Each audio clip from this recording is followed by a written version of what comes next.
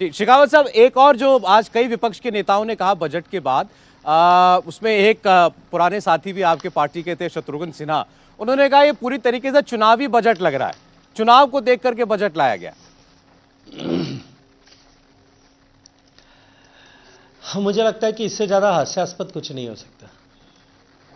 क्योंकि जिन लोगों को केवल चुनाव ही अपने जीवन में सब कुछ दिखाई देता है, उनको हर एक चीज चुनाव के रंग में रंगी हुई दिखाई देती है। उनकी दृष्टि चुनाव की दृष्टि से देखने की होती है।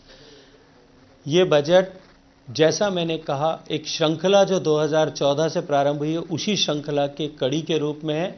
और देश को विकसित भारत बनाने की दिशा में माननीय मोदी जी ने जो धरातल तैयार किया, जो फाउंडेशन तैयार किया, उसकी एक बड़ी महत्वपूर्ण कड़ी के रूप में। कोरोना के बाद में जिस तरह से पूरी दुनिया की अर्थव्यवस्थाएं लड़खड़ाई और आज तक भी वापस स्टेबल होने के लिए कोशिश कर रही हैं,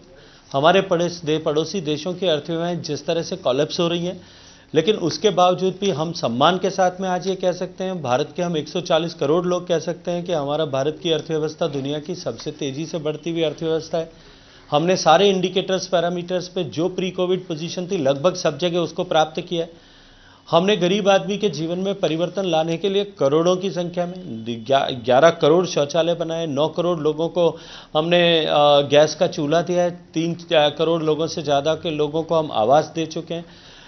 करोड़ों लोगों के घर तक बिजली पहुंचा चुके हैं, लगभग 7.5 करोड़ से ज़्यादा लोगों के घर तक पीने का पानी पहुंचा चुके हैं। मुझे लगता है कि ये सब विषय जो है, ये शत्रुघ्न सिन्हा साहब को भी देखना चाहिए। 2014 से इन सब विषयों पर काम प्रारंभ हुआ। मुझे लगता है कि उन्होंने अब की बार, क्योंकि चुनाव आने वाला है, तब पहली बार बजट को उठा करके देखा होगा, इसीलिए इसकी ऐसी टिप्पणी उन्होंने की होगी।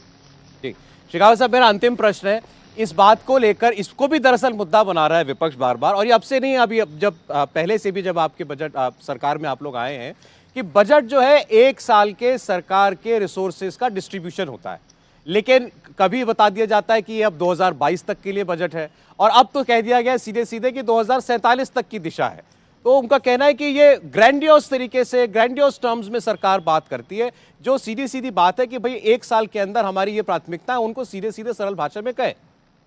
मुझे लगता है मित्र कि इस बार देश का दुर्भाग्य यही था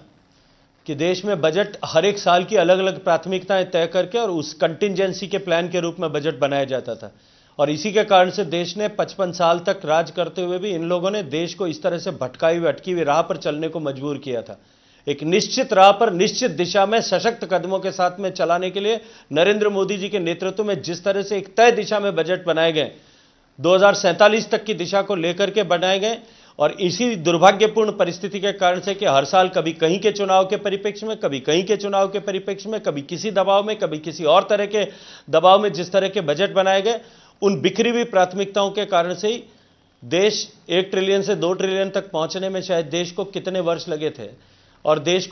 को जो है, देश के करोड़ों करोड़ गरीबों को सामान्य जो है अपनी मूलभूत आवश्यकताओं की पूर्ति के लिए भी संघर्ष करना पड़ता था। 68% महिलाओं को जो है वो शौचालय की जैसे सामान्य सुविधा उपलब्ध नहीं थी, करोड़ों घरों में पानी नहीं आता था, करोड़ों घरों में बिजली नहीं आती थी, महिलाएं चूल्हे में फूंकने को मजबूर थी, गाँव में सड़क नहीं थी, गाँव में बिजली नहीं थी। ये सब परिस्थितियां जो है वो इनके जो है एक साल के नजरिए से जो बजट बनाए जाते थे, उसी के कारण से थी। उसका समाधान माननीय मोदी जी के नेतृत्व में किया गया। शेखावत साहब, बहुत शुक्रिया आपके टाइम के लिए सर, इंडिया टीवी को वक्त देने के लिए बहुत धन्यवाद। जो बातें शेखावत साहब अभी कह रहे थे, उसी को लेकर के हम चर्चा आगे बढ़ाते हैं। मैं अपने यहाँ मौजूद मेहमानों से बात करूंगा। जो अंत में उन्होंने बात कही, ये बात उचित है, कोई सरकार हो, विजन लॉन्ग टर्म होना चाहिए, जैसे उन्होंने कहा एक कंटिन्यूटी में एक चीज है। एब्सोल्युटली, बिकॉज देखो, आपके पास जब तक एक विजन नहीं होगा, आप एक रोड मैप नहीं बनाएंगे, आप कभी भी लक्ष्य पूरा नहीं कर सकते। और इस सरकार के अंदर में एक विजन है, वो आगे का सोचता है, ये कल का केवल नहीं सोच रहे हैं। पहले क्या होता था कि केवल हम एक शॉर्ट टर्म सोचते थे कि हम कैसे चुनाव जीत जाएं, कैसे हम I play for the galleries. वो नहीं हो रहा है, स्टेप बाय स्टेप आगे बढ़ रहे हैं, और उसके लिए हम लोग को एक इस ढंग से चलना चाहिए कि एक स्ट्रॉन्ग फाउंडेशन दिया जाए, और वो स्ट्रॉन्ग फाउंडेशन आज दिया गया है। इंडिया टीवी हर वक्त हर जगह डाउनलोड करने के लिए सर्च करें India TV news Google play store या ऐप स्टोर पर।